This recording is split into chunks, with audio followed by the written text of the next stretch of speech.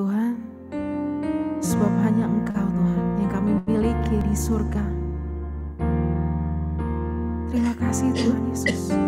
Oh, harta kami yang paling berharga Tuhan, hanya Engkau satu-satunya Tuhan. Mari sama-sama angkat pujian ini dengan segenap hati, segenap jiwa kita dalam roh dan kebenaran. Amin.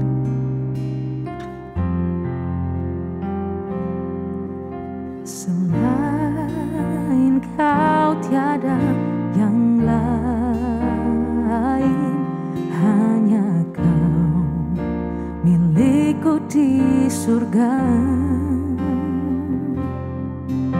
Sekalipun dagingku lenyap, hatiku lelah tak berdaya sekali. Selain Kau tiada yang lain, hanya Kau milikku di surga. Sekalipun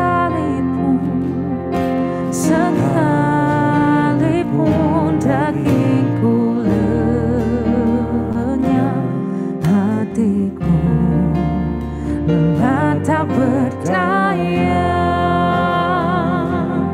Ku sembah Engkau, Allah yang perkasa. Ku sanjung tinggi namamu di hidupku Tuhan, tiada yang lain. Hanya Kau Tuhan, hanya Kau satu di hatiku. Hanya Kau Tuhan, tiada yang lain.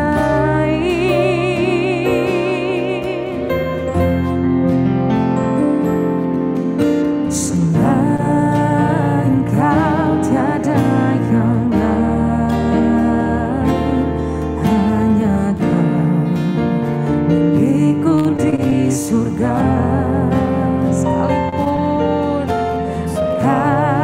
Sekalipun dagingku lenyap, hatiku lelah tak berdaya. Kami sembah Engkau Tuhan, ku sembah Engkau, Allah yang perkasa. Ku sanjung tinggi namamu di hidupku Tuhan, tiada yang lain. Hanya Kau satu di hatiku. Ku sembah Engkau, Allah yang perkasa. Ku sanjung tinggi namamu di hidupku Tuhan, tiada yang lain. Sebab hanya Kau satu di hatiku. Sebab tiada yang lain Tuhan, hanya Engkau.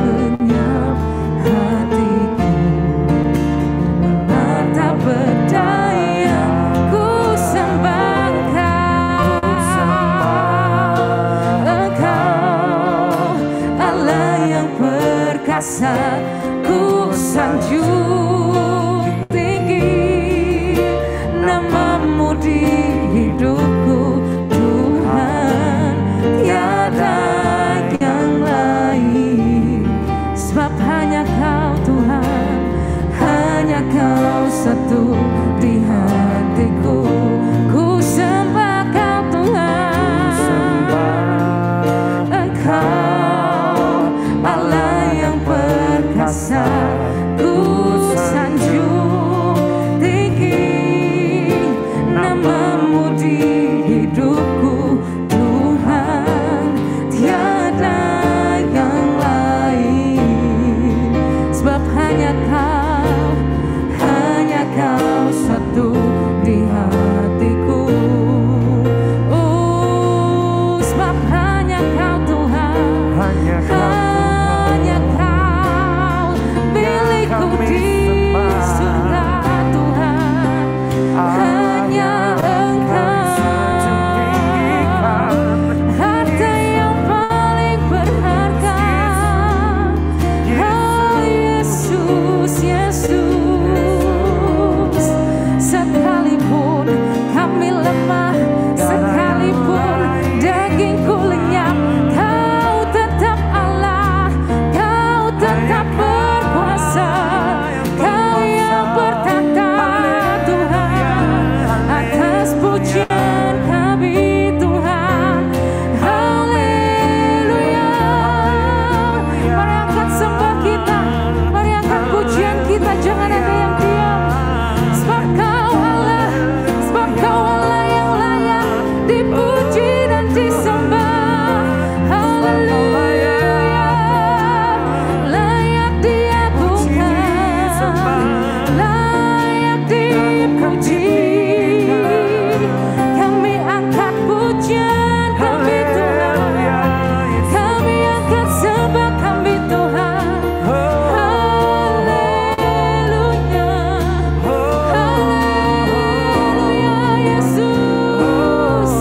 Sebab Kau yang layak diagungkan, layak dipuji, layak disembah.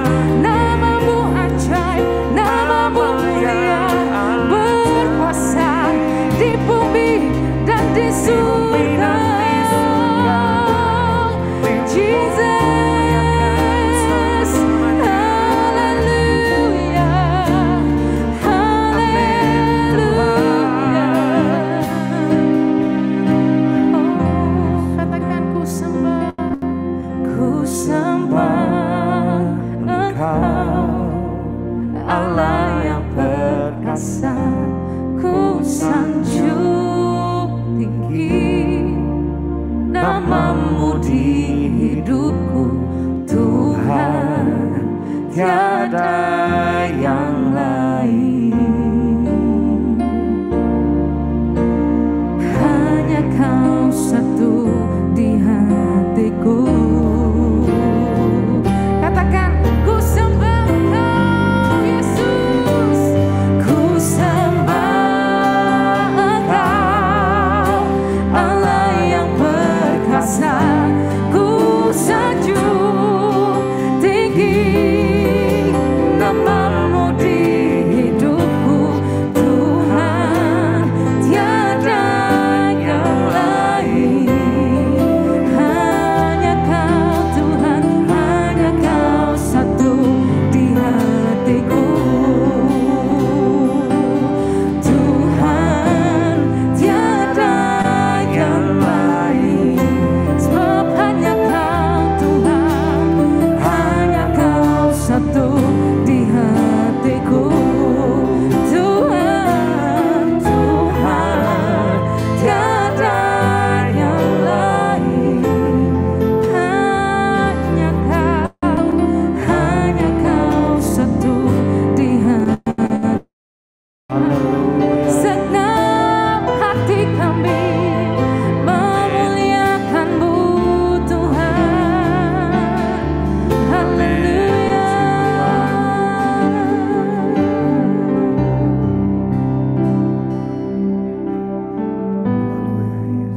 Haleluya. Kami rindukan Kau Tuhan. Ku sembah, oh Yesus, ku sembah Kau. segenap hatiku dan kekuatanku. Ku rindu menyembahmu Yesus. Katakan ku sembah Kau, ku sembah Kau. Oh Yesus, ku sembah Kau. Segenap hatiku dan kekuatanku, ku rindu menyembahmu Yesus. Oh Yesus, Kau hadir ya Roh Kudus. Kau hadir tengah kami. Amin. Haleluya, haleluya. Ya Roh Kudus, Kau hadir. Roh Kudus, lawatlah hadirat-Mu. Penuhi kami Tuhan, waktuku penuhi kami Tuhan. Roh Kudus, lawatlah hadirat-Mu. Penuhiku, waktuku datang untuk menyembahmu ya Roh Kudus. Kau hadir, Roh Kudus, lawatlah hadirat-Mu. Penuhiku, waktuku datang untuk menyembahmu.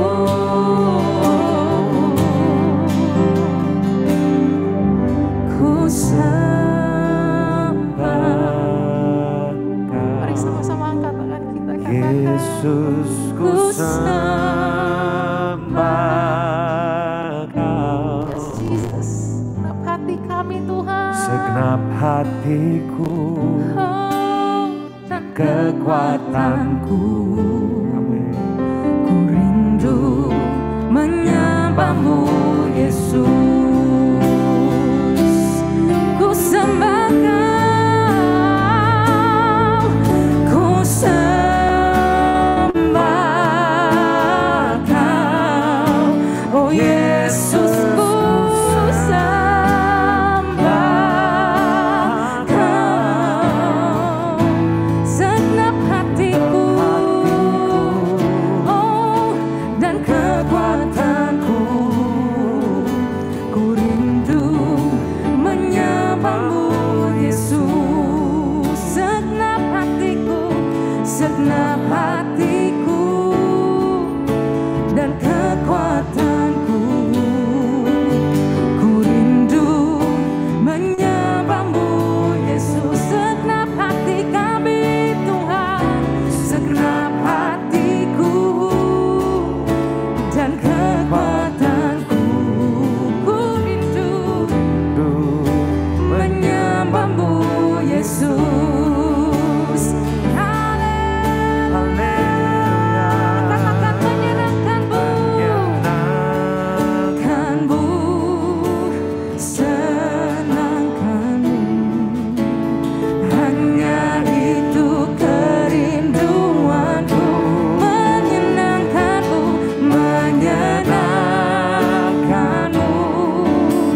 Senangkan hatimu, hanya itu kerinduanku, menyenangkanmu Tuhan. Menyenangkanmu. Oh,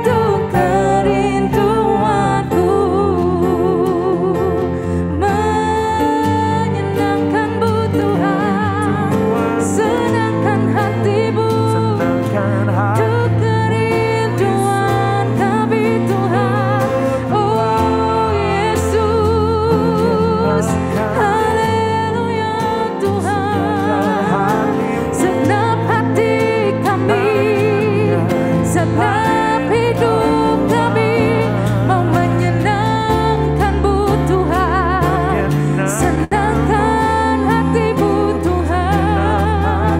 Oh, ini pujian kami, ini sembah kami Tuhan, kami naikkan bagi-Mu Yesus.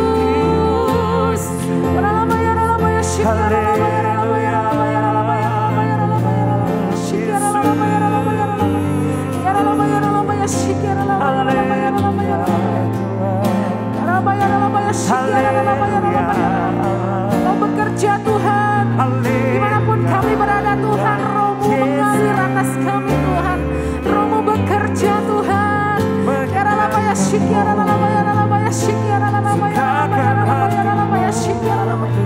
Memulihkan setiap hati Tuhan. Amin Tuhan Yesus. Mari angkat sembah kita, mari angkat pujian kita, nyanyikan nyanyian yang baru bagi Dia. Haleluya, oh Yesus, Allah yang layak dipuji, Allah yang layak disembah. Gunung batuku, keselamatanku, hanya Engkau Yesus, hanya padamu kami berlari, hanya padamu kami berlindung Tuhan. Kesetiaan-Mu, haleluya, kesetiaan-Mu Tuhan tiada bertepi. Haleluya. Mari kita sama-sama ambil waktu, berdiam diri dan bersyukur. Katakan terima kasih Tuhan. Kami bersyukur Tuhan. Setiap kejadian dalam hidup kami Tuhan, musim apapun Tuhan dalam hidup kami Tuhan, kami bersyukur Tuhan. Mari sama-sama ambil waktu. Katakan terima kasih Tuhan. Kasih-Mu Tuhan Yesus selalu baru setiap hari Tuhan bagi kami Tuhan. Thank you Jesus. Kami nanti-nantikan Tuhan Yesus janji-Mu Tuhan. Kami terus pegang Tuhan, karena janji-Mu ya dan amin Tuhan. Kami percaya Tuhan Yesus, Kau akan menggenapi Tuhan setiap janji-janji-Mu atas kami Tuhan. Thank you Jesus. Thank you Jesus. Haleluya. Ku nantikan janji Allah digenapi dalamku. Ku harapkan yang terbaik, amin Tuhan, terjadi di dalamku. Ku nantikan janji Allah digenapi dalam. Amin. Ku harapkan yang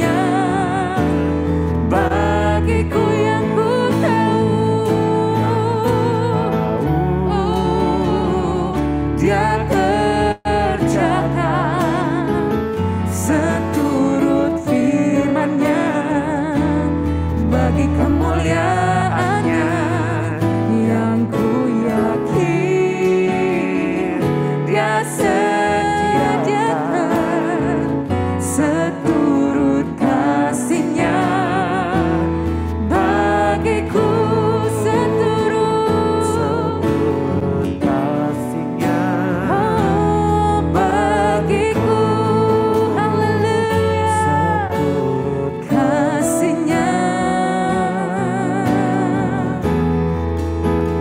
bagiku haleluya haleluya Tuhan kami pegang janji-Mu Tuhan kami pegang janji-Mu Tuhan kami percaya Roh-Mu bekerja atas kami memulihkan menyembuhkan kami Tuhan haleluya Yesus haleluya Jesus haleluya Yesus oh kami naikkan syukur kami Tuhan ku naikkan syukurku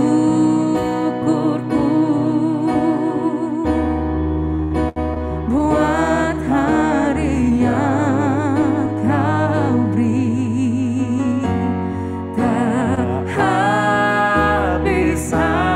habis-habisnya kasih dan rahmat-Mu selalu baru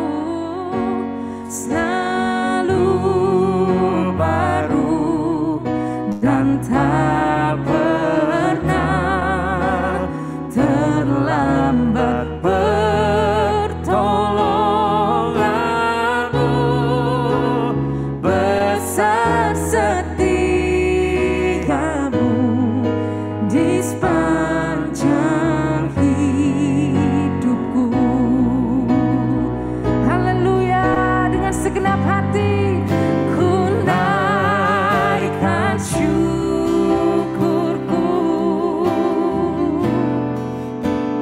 buat hari yang Kau beri tak habis-habisnya kasih dan rahmat-Mu selalu baru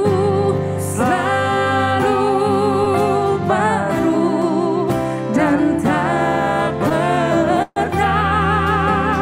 terlambat pertolongan-Mu besar setia-Mu di sepanjang hidupku besar setia-Mu Tuhan besar setia-Mu besar setia-Mu besar setia-Mu besar setia-Mu besar setia-Mu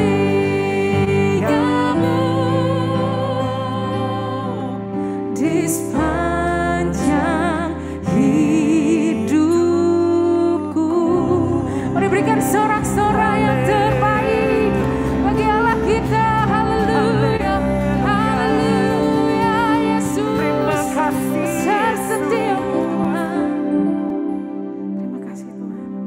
Kita akan masuk dalam doa syafaat. Saya persilahkan kepada yang bertugas. Terima kasih Bapa di surga, terima kasih Tuhan Yesus Kristus. Kami percaya Tuhan kalau hari ini kami boleh ada. Kami adalah orang-orang yang Kau pilih Tuhan untuk masuk dalam hadirat-Mu Tuhan. Terima kasih Bapa. Kalau kami boleh menjadi orang-orang pilihan-Mu. Terima kasih Tuhan Yesus. Kami juga bersyukur melalui pujian dan penyembahan kami merasakan hadirat Tuhan. Kami merasakan bertemu dengan Engkau Bapa. Kami merasakan Engkau menjamah setiap kami Tuhan. Kami mau serahkan setiap kami Tuhan, wanita-wanita Tuhan yang hadir saat ini. Dengan setiap beban, pergumulan dan permasalahan kami Tuhan, kami mau bawa hanya ke dalam tangan kasih-Mu Tuhan. Kami terlalu yakin dan percaya Engkau satu-satunya Allah yang sanggup menolong kami. Engkau satu-satunya Allah yang bersedia menggantikan setiap duka kami dengan sukacita Tuhan.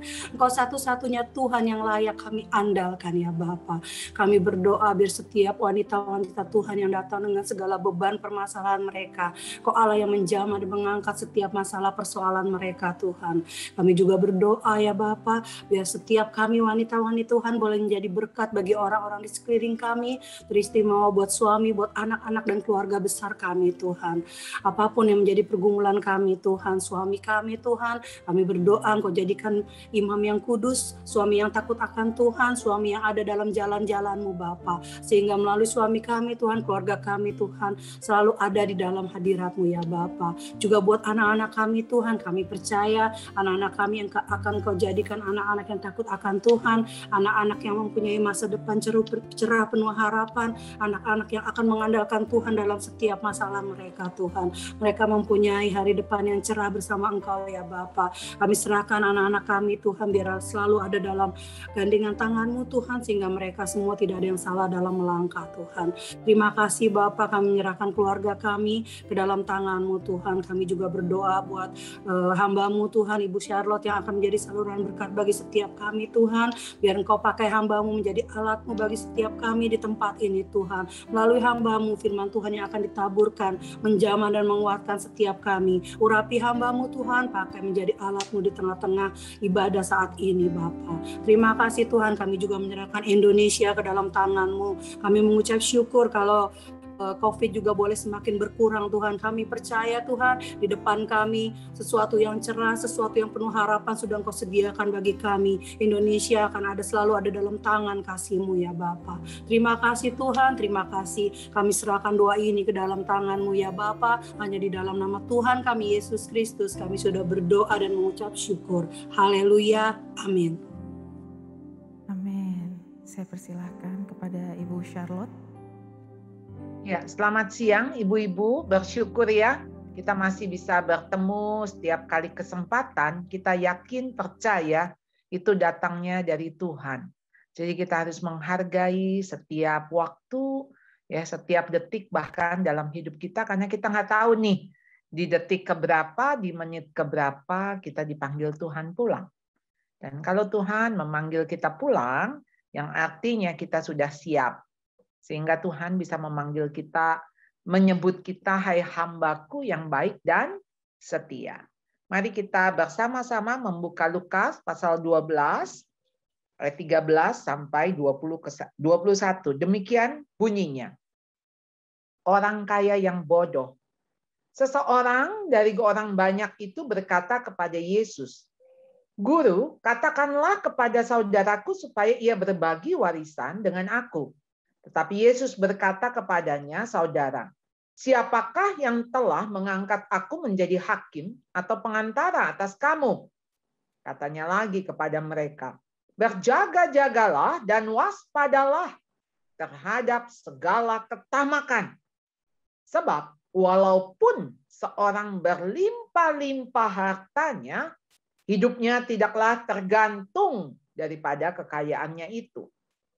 Kemudian ia mengatakan kepada mereka suatu perumpamaan, katanya, ada seorang kaya, tanahnya berlimpah-limpah hasilnya.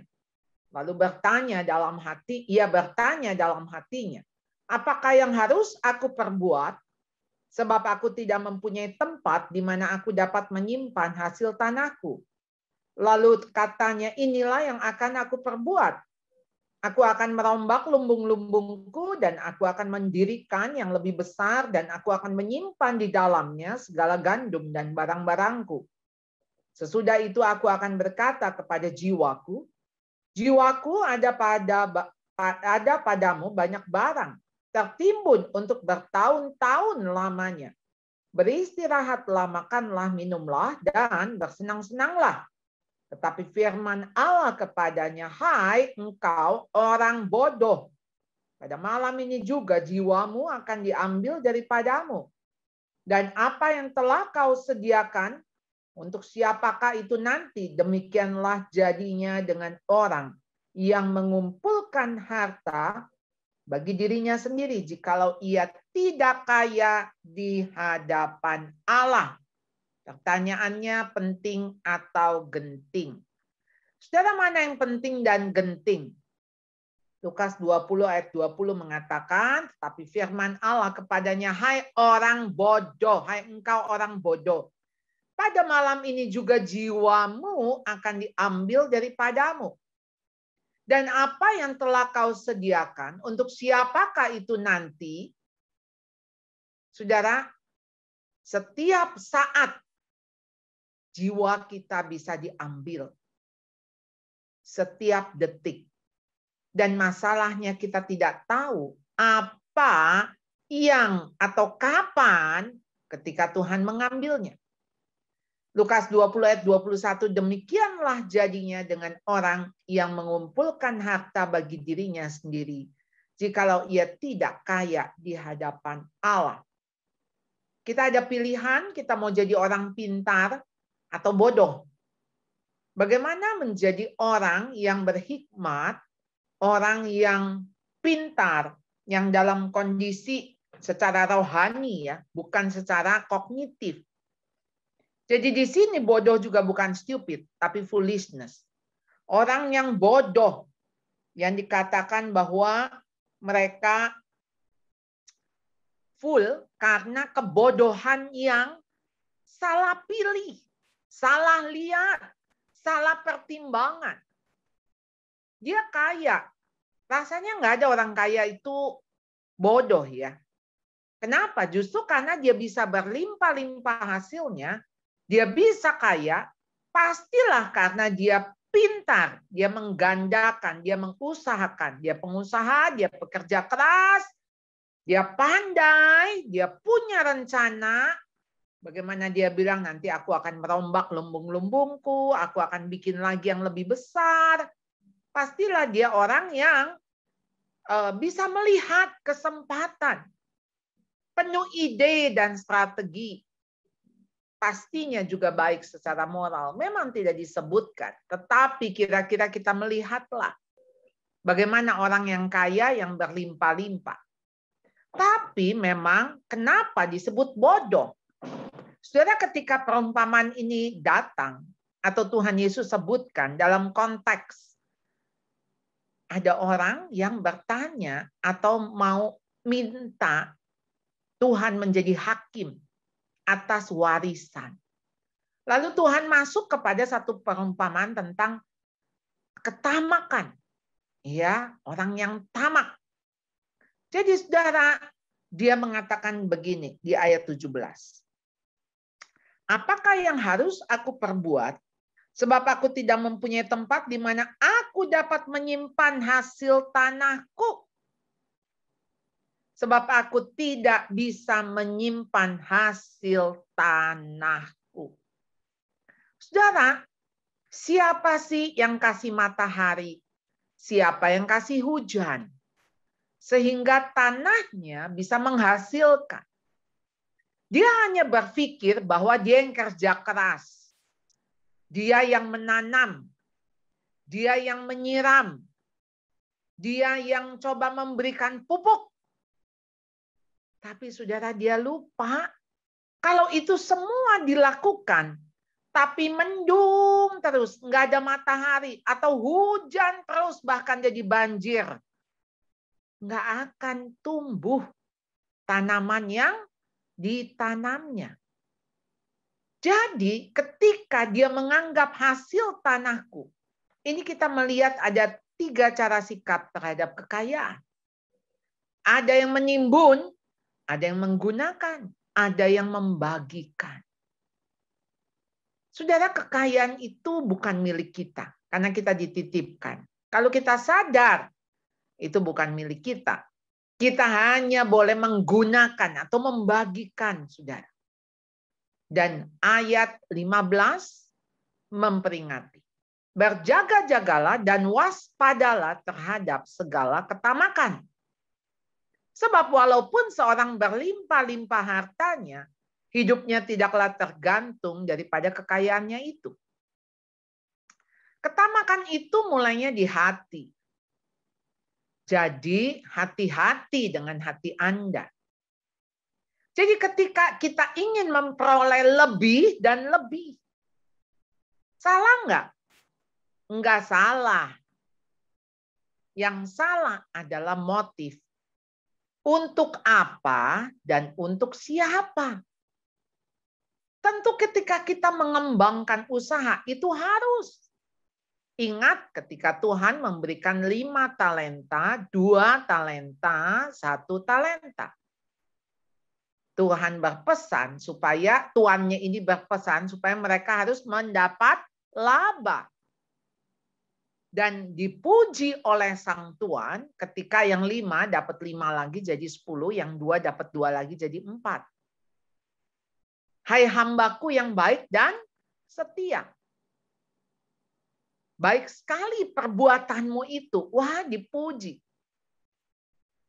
Jadi saudara, ketika kita mengusahakan dan melipat gandakan dan harus mengembangkan, itu menjadi tanggung jawab kita. Masalahnya orang kaya yang bodoh ini, dia tamak. Orang yang tamak itu nggak pernah merasa cukup atau puas. Dan selalu merasa kurang sehingga berkata satu lagi. One more. Saya bergerak di dunia pendidikan. Jadi bagaimana mengajarkan anak untuk merasa cukup. Cukup. Kalau kita ajarin anak misalnya dia udah cukup kenyang, nggak usah dia nambah lagi. Cukup. Jangan makan sampai kekenyangan, nggak enak. Teman saya melatih anaknya untuk berkata cukup. Jadi dia makan permen, itu seperti cupa-cup gitu ya. Jadi mamanya cuma bilang 10 times. Jadi 10 kali. Jadi 10 kali nih, masuk nih. 1, dihitung sama mamanya. 2, 3, 4. Begitu 10, anaknya mau ngomong lagi, 1 more please. Dan mamanya bilang, enough, cukup. Permennya dibuang. Untuk latihan cukup. Saudara, siapa sih yang cukup? Ketika kita ingat Mazmur 23 ayat 1. Tuhan adalah gembalaku, tak akan kekurangan aku. Selalu cukup. I shall not in want. Nggak ada apa-apa lagi yang saya mau. Udah cukup. Saudara, ketika orang tidak pernah puas, yang ada ingin mendapat lebih dan lebih. Coba kalau lagi sale. Waduh, kita borong. Yang ada, kita beli barang-barang murah yang kita anggap diskon dan sebagainya, akhirnya kita nggak pakai.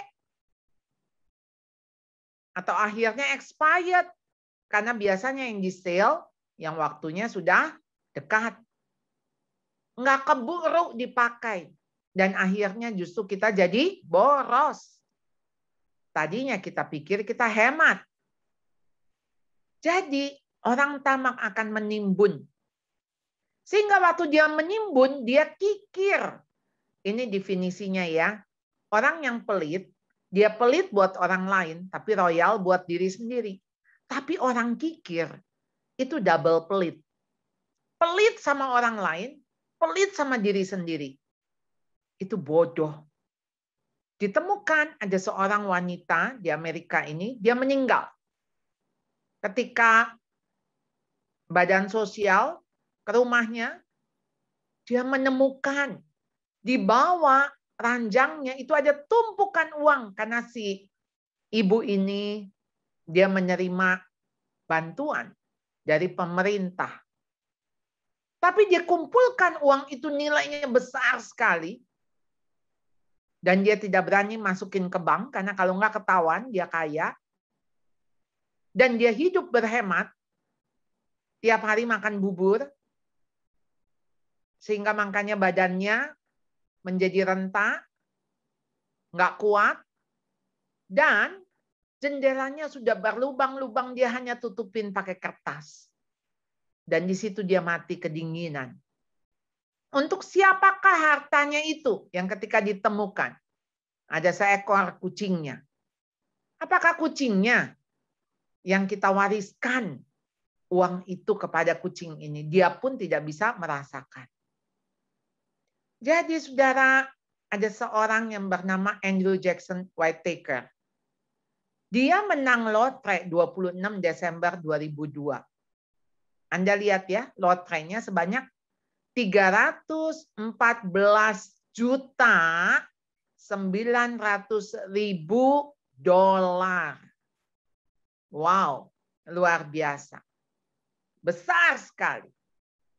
Tapi kita lihat bagaimana 2003 ia menjadi pemabuk berat. 2004 bisnisnya bermasalah.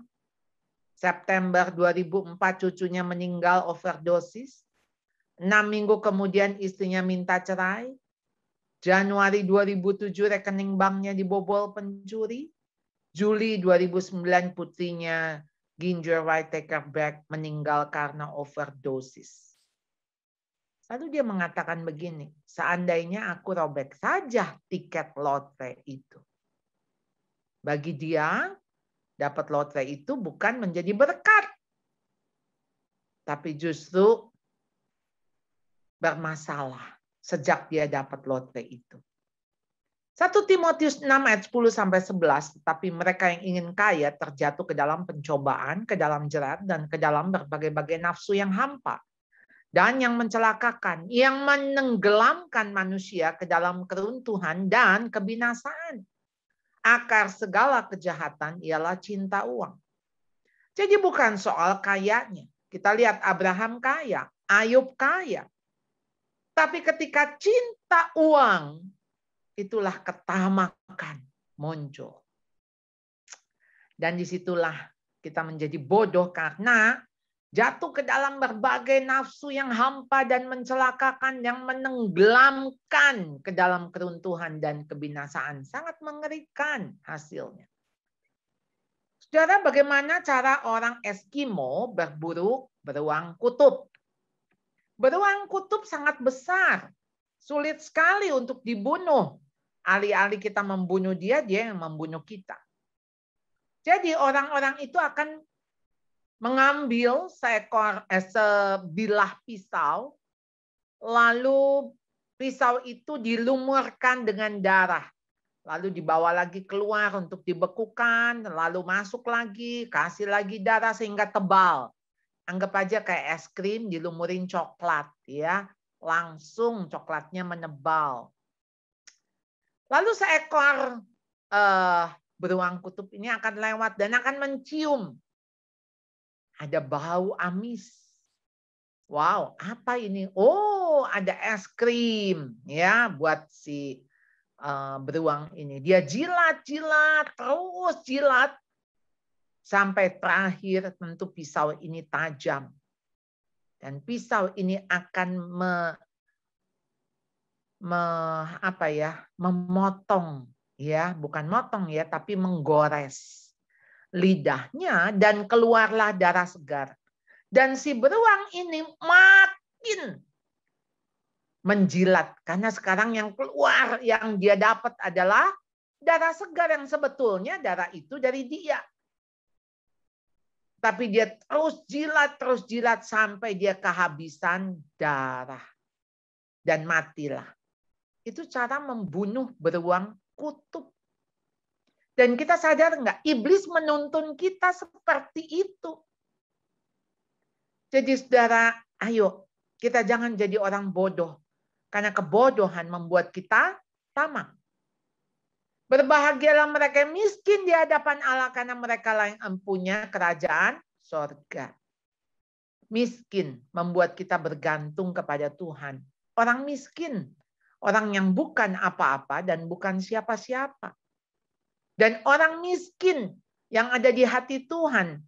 Kalau Anda lihat di Perjanjian Baru, bagaimana Tuhan Yesus dekat dengan orang sakit, dekat dengan orang miskin, dekat dengan anak-anak. Karena merekalah yang sangat bergantung kepada Tuhan. Dan Tuhan senang dengan orang yang mau bergantung kepadanya. Yang kedua, semua adalah milikku, Lukas 12 ayat 18. Inilah yang akan aku perbuat Kan tadi pertanyaannya, apa yang akan aku perbuat? Lalu dia jawab sendiri nih. Inilah yang akan aku perbuat, aku akan merombak lumbung-lumbungku dan aku akan mendirikan yang lebih besar dan aku akan menyimpan di dalamnya segala gandum dan barang-barangku. Saudara, ada berapa kata aku? Ada 13 kata aku. Dari Lukas 12 ayat 17 sampai 19. Saudara, orang ini jelas egosentris. Semuanya aku. Egois. Orang kayak yang bodoh egois. Memusatkan perhatian hanya pada kebutuhan, keinginan diri sendiri. Aku miliki keluargaku, pekerjaanku, rumahku, kesuksesanku. Semuanya demi aku. Kalau orang berpikir atau orang memusatkan perhatian kepada diri, maka dia nggak akan peka terhadap kebutuhan orang lain. Karena memang orientasinya bukan kepada orang lain. Orientasinya kepada diri sendiri. Jadi kalaupun mengejar kesuksesan demi ambisi pribadi. Bukan untuk melayani orang lain. Kalau saya sukses untuk apa? Supaya hidup saya berdampak buat orang lain. No. Dia tidak kepikir itu karena dia selalu berpikirnya aku. Jadi kalaupun dia memberi, pasti yang dia pikir apa? Imbalan. Saya dapat apa ya? Kalau saya berhubungan sama dia, kalau saya berteman dengan dia, kalau saya begini sama dia, saya dapat apa? Saudara, orang yang bodoh, orang yang egois. Orang egois sebetulnya dia mengasihi dirinya enggak? Enggak. Egois itu cinta diri, tapi tidak mengasihi diri. Lalu apa bedanya? Anda katakan, Mbak, apa bedanya antara mengasihi diri dan cinta diri? Orang yang cinta diri, semua terpusat kepada dirinya. Sehingga boro-boro mikirin orang lain. Sehingga dia tidak pernah berpikir dari sisi orang lain. Dan ketika orang lain itu punya reaksi apa, dia nggak peduli. Jadi orang yang bodoh, orang yang dia tidak membiarkan dirinya dikasihi oleh orang lain. Saudara, kasih mengasihi ini menjadi satu pola di dalam relasi. Kalau saya memperhatikan Ibu Evelyn, otomatis Ibu Evelyn akan memperhatikan saya. Saya mengasihi Bu Evelyn juga akan mengasihi saya karena bentuknya memang reciprocal relationship.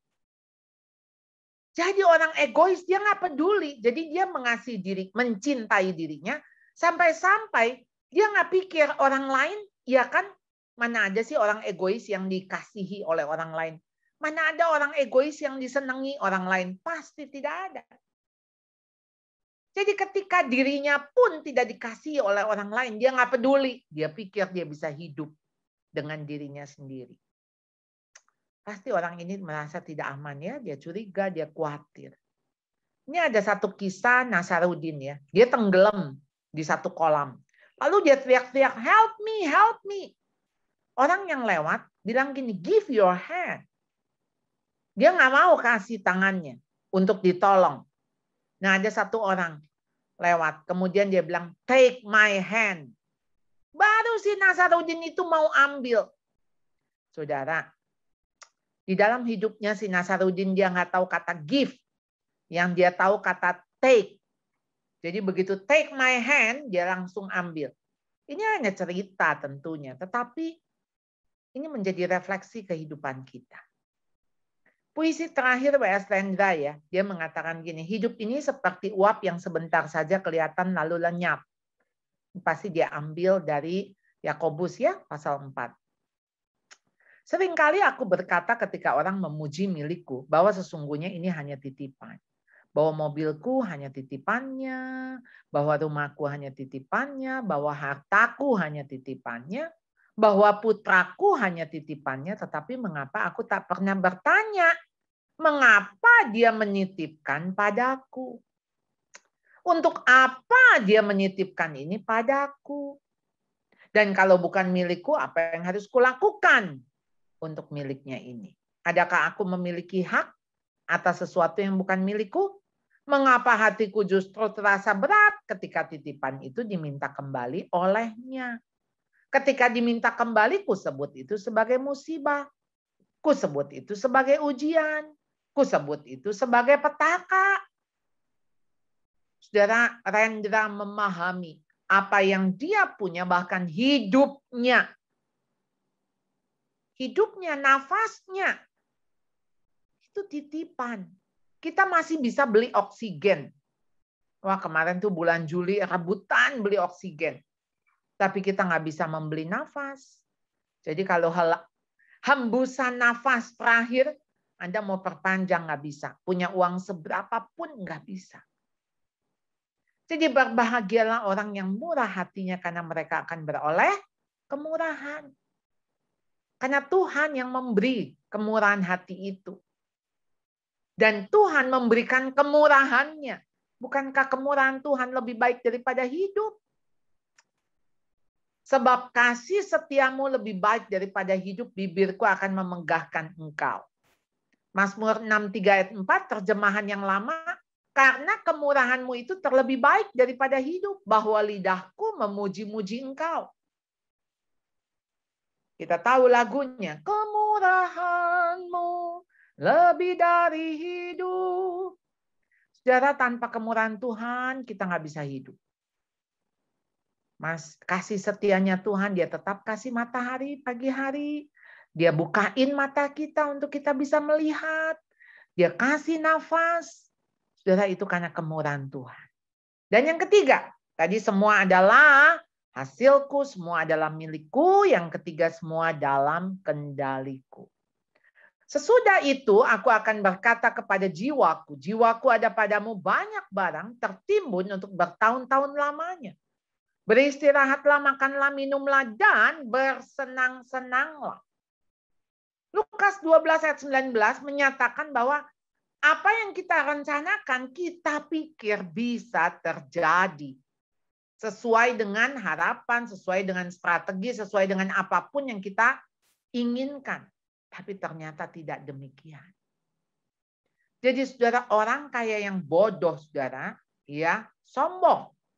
Karena dia nggak tahu bahwa hidup dia yang tadi dikatakan bahwa malam ini juga jiwanya akan diambil. Saudara, saya ingat Yakobus 4 ayat 13.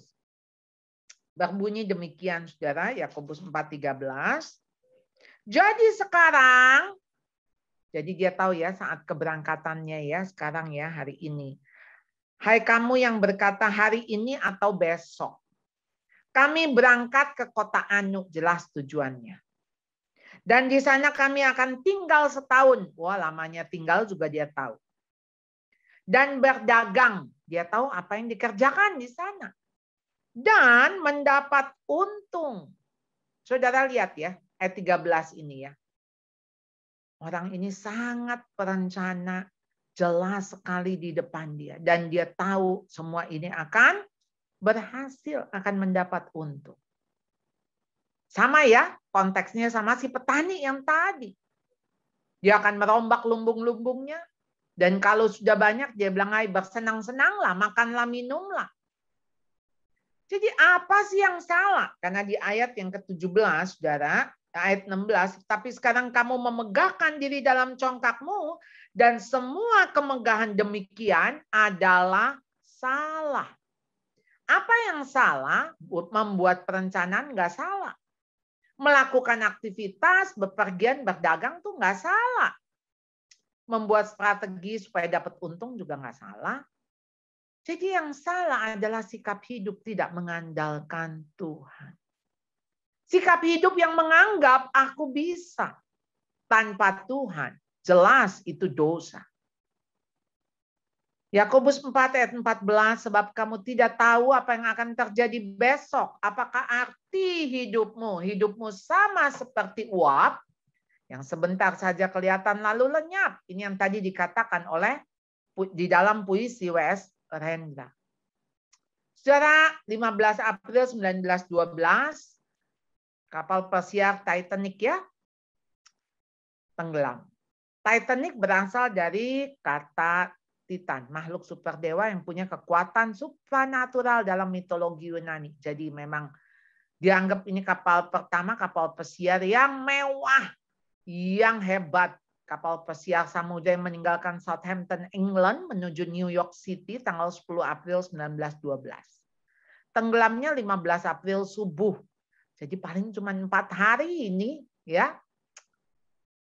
Ada gimnasium, kolam renang, perpustakaan, restoran super mewah, kasino, lift, kabin kelas atas, ada telegrafnya, kabel mutakhir, ada kompartemen kedap air, pintu kedap air yang bisa dioperasikan dari jarak jauh, dan didesain sedemikian rupa apabila terjadi sebuah tabrakan dahsyat, satu bagian kapal akan tetap bisa terapung di laut. Pasti yang satu bagian kapal ini mahal sekali nih bayarannya, ya. Dan memang waktu itu yang ikut semua orang-orang kaya, ya, yang bisa bayar, ya. Yang kita sudah lihat itu dari film Titanic. Nah, saudara, apa yang terjadi? Dia menabrak gunung es tanggal 14 April tengah malam pukul 23.40. Lalu tepat sebelum pukul 2.20 Titanic patah dan haluannya tenggelam bersama 1.000 penumpang di dalamnya. Orang-orang di air meninggal akibat hipotermia karena samudra yang sangat dingin -2 derajat. 706 penumpang selamat diangkat dari Sekoci beberapa jam kemudian. Tapi 1.517 orang meninggal dalam musibah tersebut. Ya, saudara, kita lihat ya apa yang dikatakan oleh, ya ini saya potong dari klip film ya. Too difficult to impress, Ruth. So this is the ship they say is unsinkable. It is unsinkable. God himself could not sink this ship. You have to check your... Bahkan Tuhan tidak bisa menenggelamkan kapal ini. Dan Tuhan membuktikan hanya 4 hari. Nggak nyampe ke New York City. Tuhan tenggelamkan. Jadi saudara, mana yang penting, mana yang genting dalam hidup kita. Bencana bisa jadi bencana. Hati-hati saudara. Kalau saudara menjalani hidup ini tanpa Tuhan. Kita menyadari bahwa Tuhan Maha Kuasa, Maha Tahu, Maha Kasih.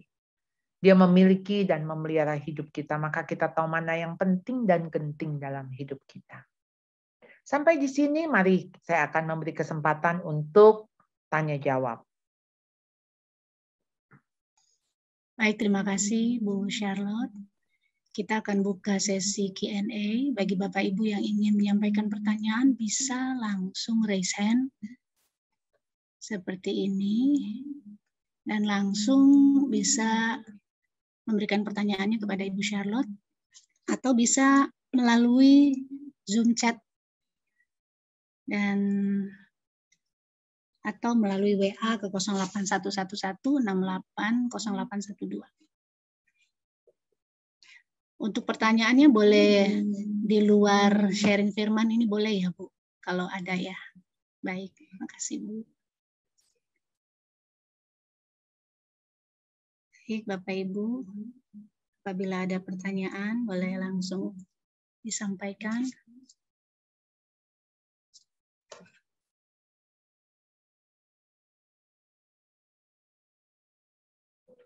Sambil tunggu mungkin saya tambahkan, termasuk ketika kita punya anak.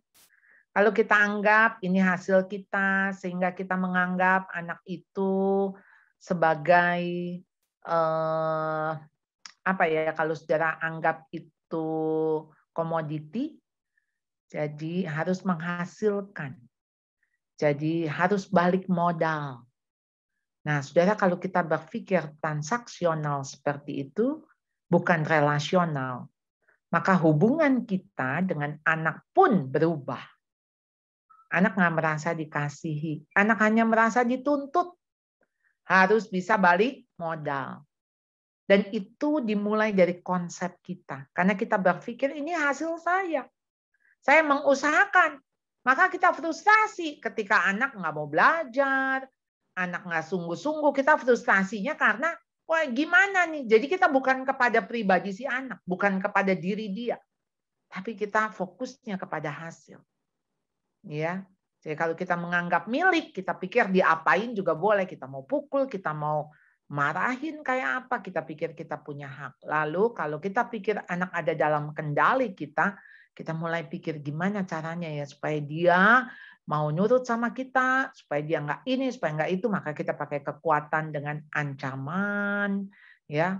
Wah, kalau kamu begini, papa nggak bayarin. Kalau kamu begitu, awas, mama nggak ini. Nah, itu bermula daripada konsep-konsep itu, ya.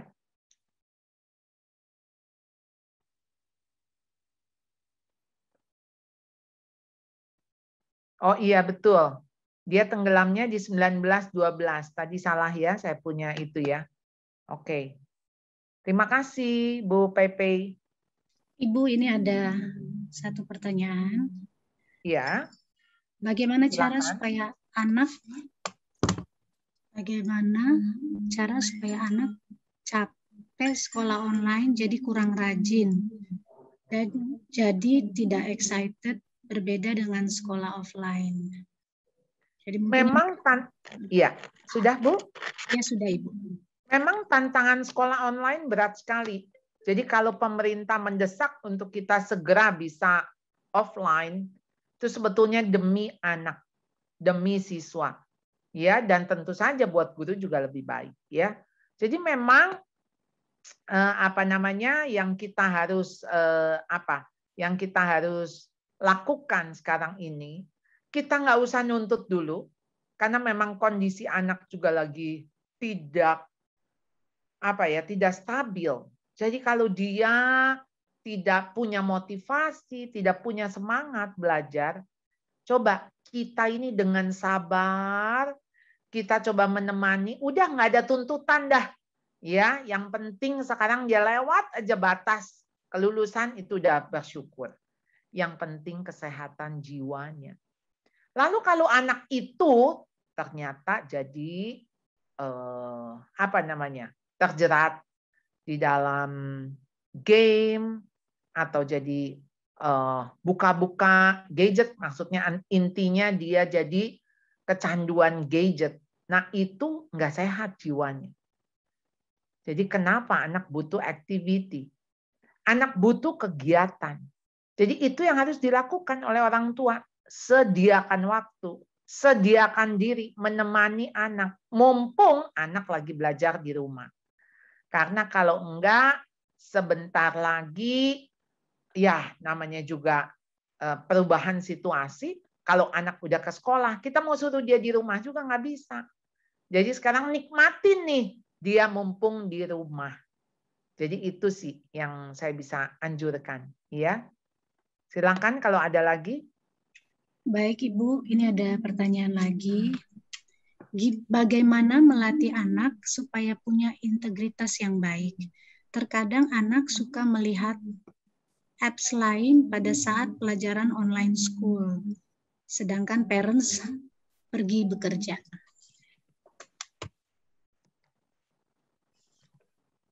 Ya, seperti itu, Ibu. Iya. Memang ada anak-anak tertentu harus didampingi. Dia belum bisa untuk dia mengatur atau mengendalikan diri. Jadi untuk dia mampu mengendalikan diri harus ada monitoring. Siapa yang memonitor? Kita anggap, ya kamu kan harusnya tahu. Kamu harusnya ngerti. Nah, belum bisa. Jadi dengan pendampingan Anda, dengan Anda bisa berada di sampingnya, kasih motivasi, semangat, buat dia untuk membentuk habit. Karena kan sebelumnya tidak ada nih habit ini. Kan habitnya baru ke sekolah kan, datang ke sekolah. Tapi sekarang dengan online, dia harus berjam-jam ada di depan layar. Nah itu yang tidak mudah. Kita diciptakan Tuhan sebagai manusia relational being. Ya, manusia social being.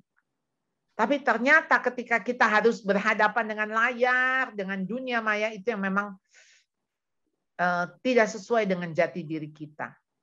Jadi pendampingan Anda, termasuk Anda memotivasi, Anda memperhatikan dia, itu sangat dibutuhkan sih. Yang nggak ada cara lain, ya supaya dia bisa tetap ada di on the track, ya yang kita harapkan.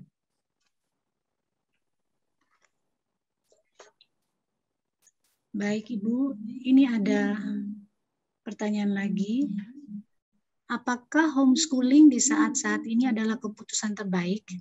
Apakah akan berpengaruh dengan karakter anak? Lalu bagaimana dengan sosialisasi si anak tersebut? Takutnya tidak bisa bersosialisasi karena sehari-hari hanya bertemu orang tua, kakak, dan adiknya. Enggak semua cocok dengan model homeschooling. Tapi kalau Anda berketetapan, orang tua, dalam hal ini suami istri, Anda berketetapan untuk homeschooling, Anda betul-betul harus fokus, Anda harus istilahnya apa ya, berkorban ya. Karena untuk menjadi guru, sekaligus untuk menjadi orang tua, saya tahu tidak mudah. Guru di dalam konteks Anda harus dengan tegas, disiplin, ya, tapi tetap sebagai orang tua, yang maksudnya mengasihi. Nah, antara kasih dan disiplin itu bagaimana supaya seimbang? Nah, itu dilakukan tuh oleh orang tua yang homeschooling anaknya. Kalau Anda sudah siap, go ahead. Lalu pertanyaannya, gimana soal sosialisasi? Kan ketika kita homeschooling, kita berada di dalam satu wadah. Jadi ada sesama orang tua yang anaknya juga homeschool. Nah itu kita akan bersama-sama pergi, mungkin setiap seminggu sekali ada kegiatan, keluar bersama-sama.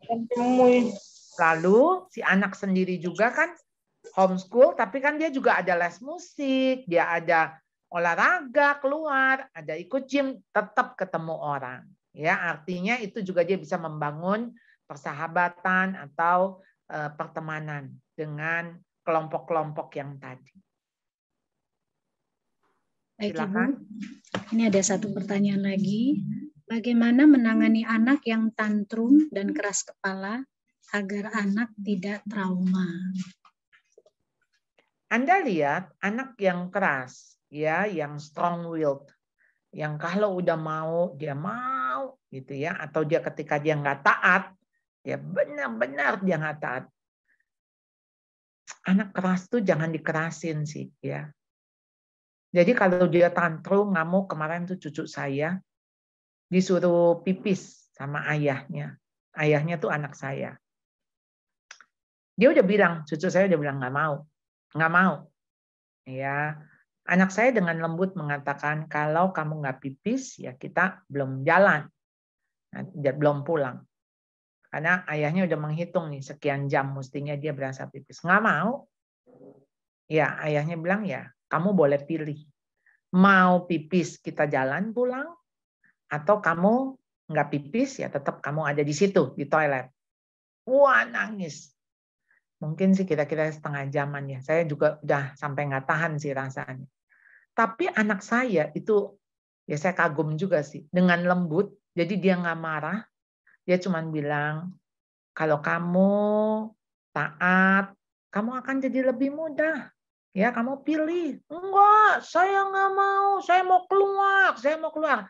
Papanya sama dia ada di dalam. Ya maksudnya pintunya sih dibuka. Jadi ada di dalam situ. Papanya bilang, iya. Kamu tahu, kalau kamu mau keluar, mau pulang, iya syaratnya satu, berarti kan pipis. Ya, pipis. Wah, dia bertahan di situ. Dan untung anak saya juga bertahan, supaya ada pengalaman buat si anak. Bahwa dia percuma mempertahankan kemauannya. Jadi waktu anak tantrum, jangan ditinggal. Karena itu dia lagi bergumul antara keinginan ataupun apapun. Kan dia ngamuk kan, tantrum. Jangan tinggal. Ya, karena sempat si cucu saya juga pukul papahnya gitu, pukul-pukulin. Papanya mengindap. Dan yang kedua, jangan dibentak. Jangan dimarahin. Karena dia cukup menderita dengan tantrumnya itu. Jadi nggak usah ditambahin, nggak usah dibentak-bentak. Dan bentakan nggak akan mengambil hatinya, karena dia perlu sekali merasa dikasihi. Waktu dia tantrum itu kan sebetulnya antara dirinya, egoisnya, egosentrisnya, ketidaktaatannya, tapi sedang berjuang untuk dia juga taat, untuk dia melawan gengsinya gitu ya. Jadi ya temani. Batu ketemu batu mental, jadi batu harus ketemunya kapas. Nah kalau Anda ketemu anak yang strong-willed, Anda harus persuasif. Kira-kira setengah jam sih akhirnya dia pipis, Dia buka celana sendiri, dia pipis, lalu kemudian papanya bilang sini, papi peluk. Ya, yang artinya dia tahu kok kalau dia taat itu sangat mudah sekali. Tapi kan untuk melatih itu memang nggak mudah, butuh waktu, butuh kesabaran.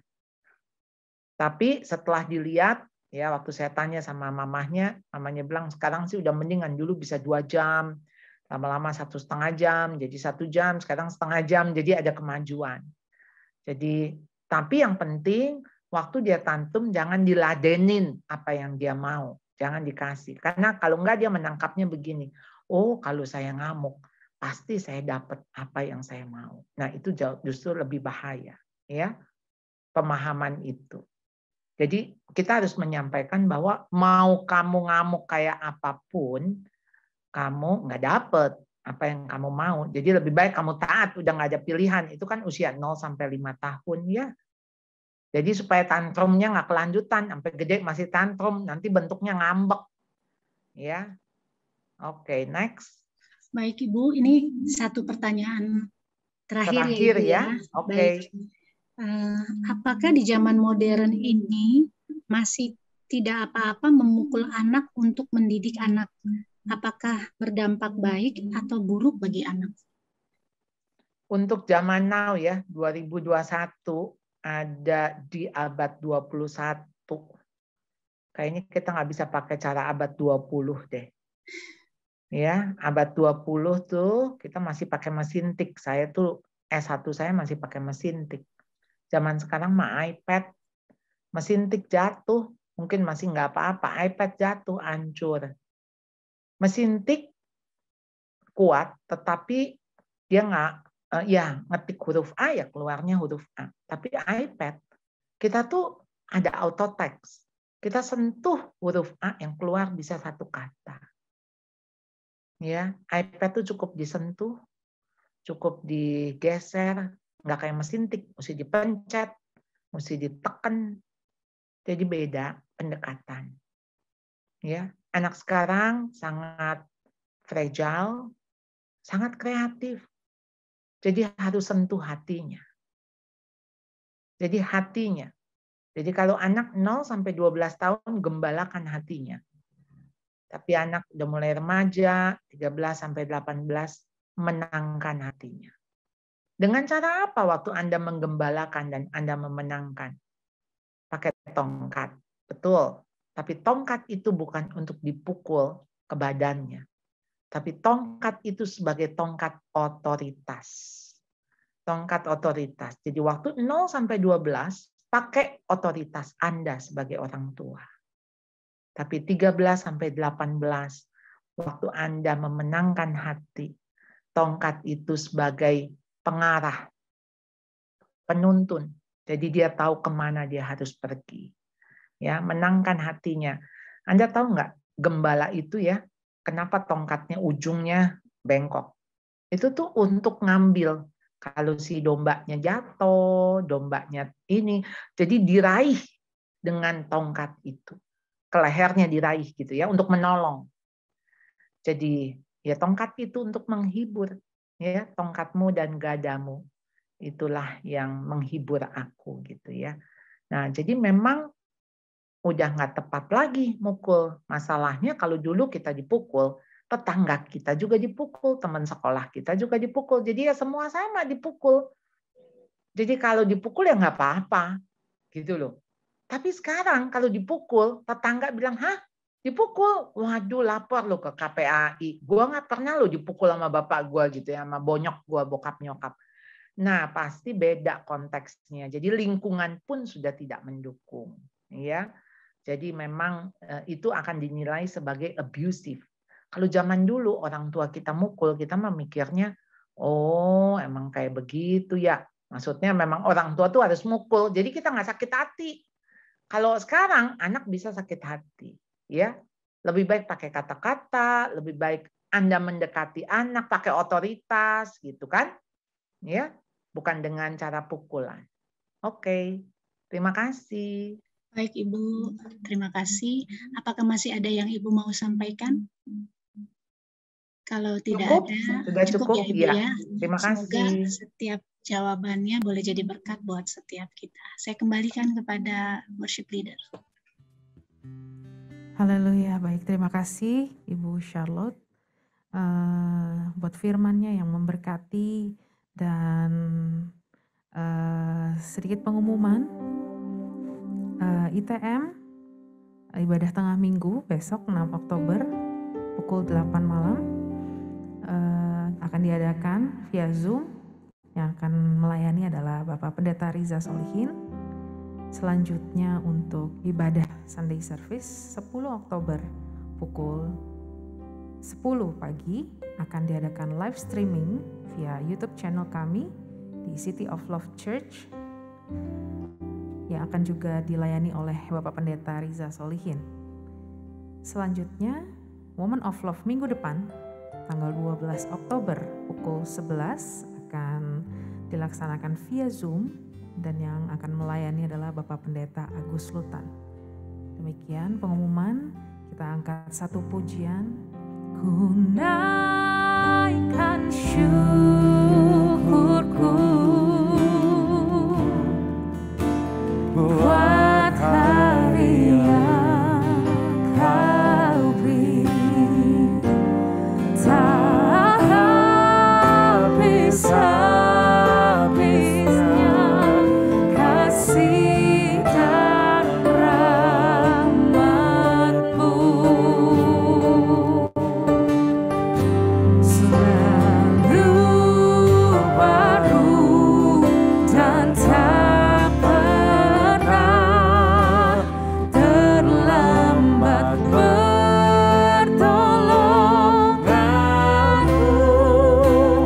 Besar setiamu di sepanjang hidupku. Besar setiamu, besar setiamu, besar setiamu, Kau setiamu, besar setiamu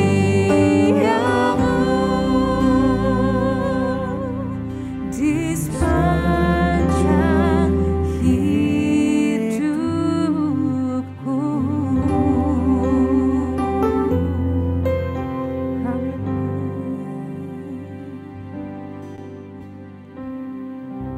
Atas nama Woman of Love, saya menyampaikan terima kasih kepada Ibu Charlotte Priana. Saya percaya apa yang telah disampaikan sangat memberkati semua yang mengikuti ibadah Woman of Love pada siang hari ini. Terima kasih Bu, Tuhan Yesus menyertai Ibu dan keluarga semua dalam perlindungan Tuhan, dan apapun yang Ibu kerjakan, Tuhan selalu membuat berhasil. Mari saudara, kita tutup dalam doa. Bapa, terima kasih untuk firman-Mu yang terus mengingatkan kami apa yang genting dan apa yang penting. Terima kasih Bapa untuk firman Tuhan yang pasti akan Tuhan menjadi rema dalam kehidupan setiap wanita, bahkan juga para pria yang mengikuti ibadah ini. Berkati Ibu Charlotte Priatna Tuhan, Kau menyertai Tuhan dalam pelayanannya, dalam pekerjaannya, sekolah yang dipimpinnya juga terus Tuhan memberkati. Sehingga semua anak-anak yang sekolah di tempat itu menjadi pribadi-pribadi yang menjadi seperti Kristus. Terima kasih Bapa. Berkati juga Tuhan semua yang telah mengikuti ibadah dan juga nantinya akan melihat melalui YouTube channel. Biarlah Kau memberkati, Kau menjamah, memulihkan, bahkan menyembuhkan. Khususnya dalam jiwa setiap anak-anak-Mu boleh memiliki jiwa yang sehat. Terima kasih Bapa. Terima kasih Kau menyertai setiap kami selalu. Biarlah kami boleh terus kedapatan tak bercacat, bahkan selalu sehat dalam roh, jiwa dan tubuh kami. Dan saat ini kami mau terima berkat-Mu. Mari angkat dua tangan kita, para wanita Tuhan. Kita akan menerima berkat dari Tuhan. Terimalah berkat, kasih yang berlimpah-limpah dari Allah Bapa, di dalam anak yang tunggal Tuhan Yesus Kristus, serta pesan manis dengan Roh Kudus menyertai kita semua, mulai saat ini sampai Tuhan Yesus menjemput kita semua yang permai bahkan untuk selamanya. Mari semua yang dikasih Tuhan dan yang percaya serta diberkati katakan amin. Ibadah sudah selesai, Tuhan Yesus menyertai dan selalu sehat buat kita semua. Amin.